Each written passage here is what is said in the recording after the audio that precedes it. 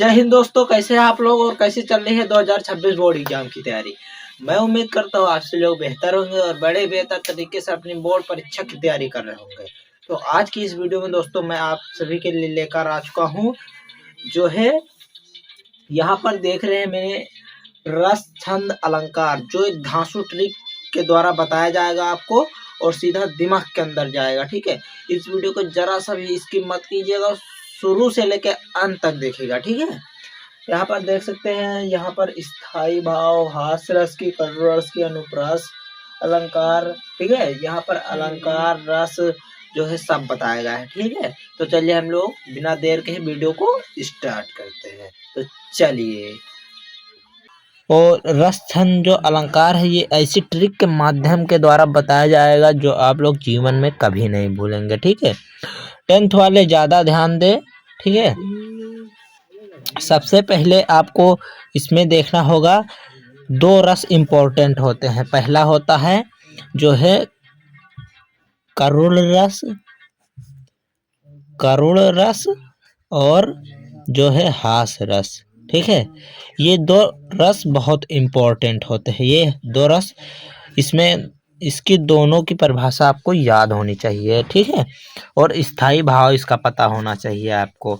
तो आइए मैं दिखाता हूँ। यहाँ पर देख सकते हैं, करुण रस का स्थायी भाव होता है। यहाँ पर सबसे पहले हास रस की देखते हैं। हास रस का स्थायी भाव जो होता है वो हास होता है दोस्तों, आप लोग ध्यान रखना। ठीक है, हास लिख देना। फिर करुण रस दूसरा, यहाँ पर मैं पहला डाल देता हूँ, फिर दूसरा डाल देता हूँ। ठीक है, फिर आपको पता होना चाहिए करुण रस का स्थायी भाव। तो करुण रस का स्थायी भाव शोक होता है दोस्तों, ध्यान रखना। ठीक है, आपको लिखना है इसे। फिर इसकी परिभाषा सिंपल तरीके से, जो आपको यूट्यूब पर कहीं ऐसी वीडियो नहीं मिलेगी। ठीक है, स्थायी भाव हो गया। फिर इसकी परिभाषा देखते हैं सिंपल तरीके से हम लोग, बड़े ही सरल भाषा में। यहाँ पर हास रस की परिभाषा सबसे पहले देखेंगे। यहाँ पर लिखा है हास रस का स्थायी भाव हास है। सबसे पहले तो आपको यही लिख देना है, पहली लाइन। ठीक है, फिर लिखना है आगे कि जब हास नामक स्थायी भाव विभाव, अनुभाव और संचारी भाव से संयोग करता है। आपको इतना याद रखना है कि यहाँ पर विभाव, अनुभाव, संचारी भाव। ठीक है, आपको इतना याद रखना है, जानो आपको याद हो गया। ठीक है, भाव से संयोग करता है तो वहाँ पर हास की उत्पत्ति होती है। ठीक है, हास रस की उत्पत्ति होती है, ऐसे आपको लिखना है।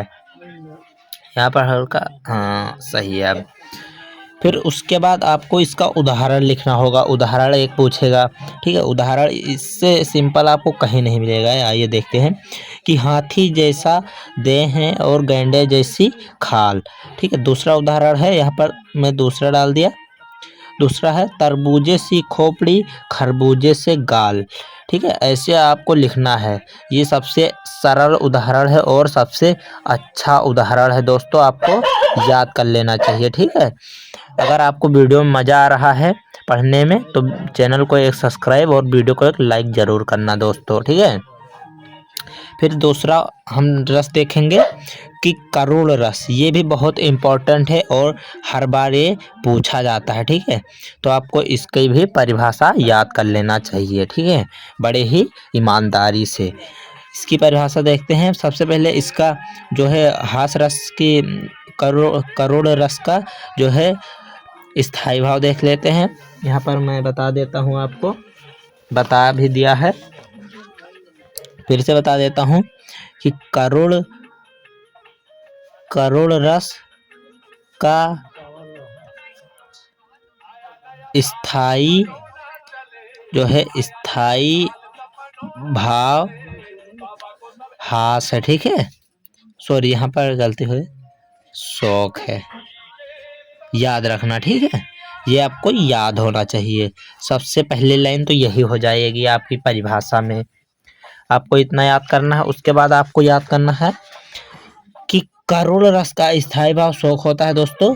फिर जब शोक स्थायी भाव विभाव, अनुभाव और संचारी भाव से संयोग करता है तो वहाँ पर करोड़ रस का होता है, करोड़ रस की उत्पत्ति होती है। ठीक है, आपको ऐसे लिखना है। ठीक है, फिर इसका उदाहरण देखते हैं। उदाहरण देखते हैं। उदाहरण है, हे खग मृग हे मधुकर श्रेणी, तुम देखी सीता मृगनैनी। इससे भी अच्छा उदाहरण आपको यूट्यूब पर कहीं नहीं मिलेगा। ठीक है, तो आपको इसको बड़े ही ईमानदारी से याद कर लेना है। ठीक है, आपको इसको याद कर लेना है बड़े ही ईमानदारी तरीके से।